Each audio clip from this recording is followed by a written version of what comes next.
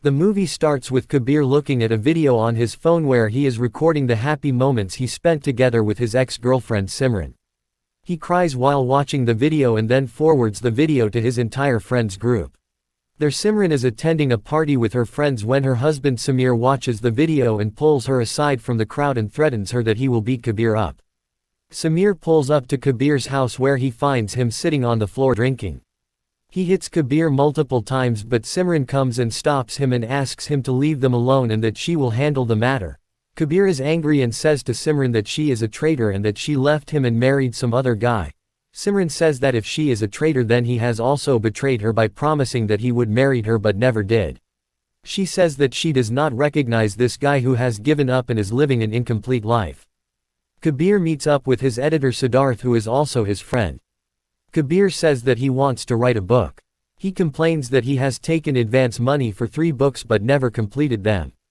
Kabir returns the advance taken by him and says that this time he wants to write a book and earn everyone's trust by finishing it. While walking past a burning ground, a man stops Kabir by saying that even though this is the last place in a person's life, it is also a place where unfinished desires come true. Kabir laughs off and does not believe in the man. Lastly, the man says that the journey Kabir is headed to will bring him back to this place. Kabir enters a hotel that looks like a big mansion. It is completely dark inside. He looks around and then rings the bell placed on the desk at the reception. After a while a woman comes down the stairs with tears rolling down her eyes. Kabir asks if she is okay but she ignores him and replies that all the 10 rooms present in this hotel are empty and he can take whichever room he wants. He asks for the best room available. She hands him the keys and says that dinner would be served in the dining room at 8 and walks away. Kabir enters his room and places the keys on the table but as he places his bag on the bed the key falls on the ground. Kabir comes to the dining room for dinner where the woman is waiting for him. He asks her to join him since finds it awkward to eat alone. He then asks her for her name. She says that her name is Meera. He asks how she handles such a big place by herself. She mentions that this place belongs to her husband and that he is incapable of moving out of his bed so she has to handle all the things. Kabir says that he is a writer and he has come here to find a story. With the conversation he has with Meera, Kabir feels that she has a lot of secrets that make her feel alone. She excuses herself by saying that it is time for her husband's medicine. Kabir contemplates on how to begin writing his book, when suddenly he hears a knock on his door. He walks to the door to check when he finds Meera waiting outside his room. Kabir is captivated by her as she takes off her robe and places it on the lamp and moves towards him. As they get closer Kabir realizes that it was just a dream. Kabir sees a butterfly fly through his window and sit on the table. He walks to the table and suddenly taken aback by the face of a man on the table. His doors opens up. Kabir steps outside the room as he hears the radio playing. Suddenly a cupboard opens up and a book flies towards him. Kabir gets very scared and he turns around to find Meera there. He explains to her all the weird things that happened to him. She says it's the wind that has made him feel that someone is there and that he has traveled a lot so he should rest.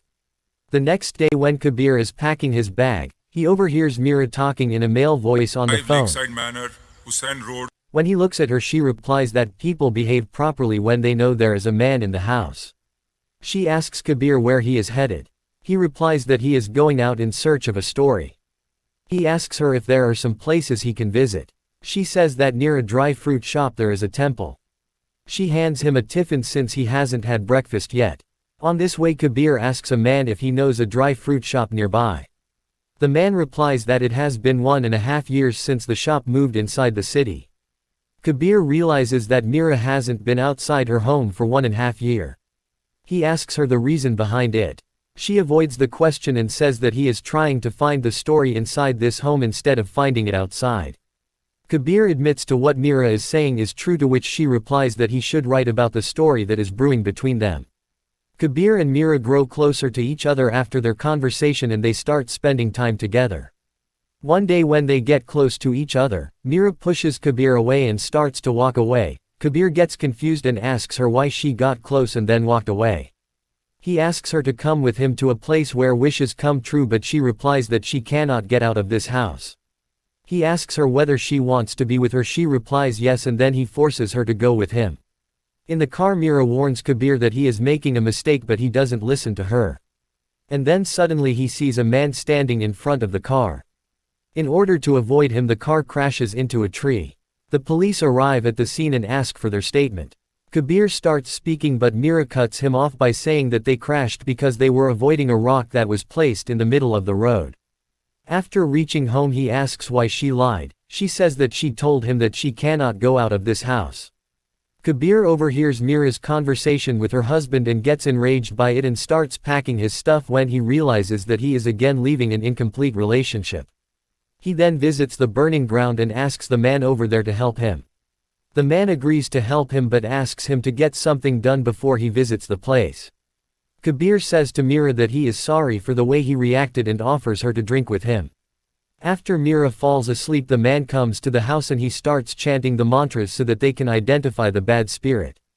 A butterfly flies through the door and leads them to the basement where they hear the voice of a crying man. Suddenly, the man gets pulled out of the room whereas Kabir gets stuck there. The man opens the door and says that he has identified the spirit. He points towards a painting and says the spirit belongs to this man and his name is Jaydev, who is dead. But Kabir says that Jaydev is Meera's husband and then realizes that Meera is the one who is faking the existence of her husband by talking in a male voice. To find out the truth, Kabir enters Meera's room, but to his surprise he finds Jaydev sleeping on the bed. As he steps out of the room, he finds Meera standing there. She asks him to get out of the house. She says that just to finish his novel he spiked her drink and let a stranger enter her house. Kabir says that he was just trying to help her. She says that nobody can help her as the spirit belongs to Jaydev's ex-wife and she won't let them live happily. Later that day, Kabir comes by the mansion to drop off a letter to Meera. When she sees him and reads the letter, she forgives him and says that she loves him. They spend some time together. She ignores him during the day but meets up with him during the night. That night, Meera walks out of Kabir's room and then screams. Kabir gets worried and as he asks her what happened, he notices Jaydev's body on the staircase with a knife in his chest. He goes to inspect the body and pulls the knife out of it. He finds that the knife has no blood on it and that there are herbs in his body that are preventing it from getting decayed. He accuses her of killing her husband. She starts crying and runs to her room and locks it. Kabir runs behind her and breaks the lock and enters the room. He finds Meera taking pills. He forces her to spit it out. He calms her down and asks her what it is that she is hiding from him. She says that the story begins in Mumbai. She wanted to become a fashion model but her parents were against it. She fought with her parents and left the house. While driving in this state, she accidentally hits a man. She runs away, leaving the car there. At the railway station, she finds out that the man was MLA's son. She boards a train and goes to Kashmir. She meets Jaydev while asking for a lift. She lies that she has to catch up with her friends. When they reach the location, he says that he has caught her lie and that she has two options: either she can enjoy it with her fake friends or stay with him. She decides to stay back and then Jaydev takes her to his house. He offers her a dress that belongs to his ex-wife who is dead. He prepares a drink for both of them. He opens his drawer and takes the knife, puts drops of his blood in her drink.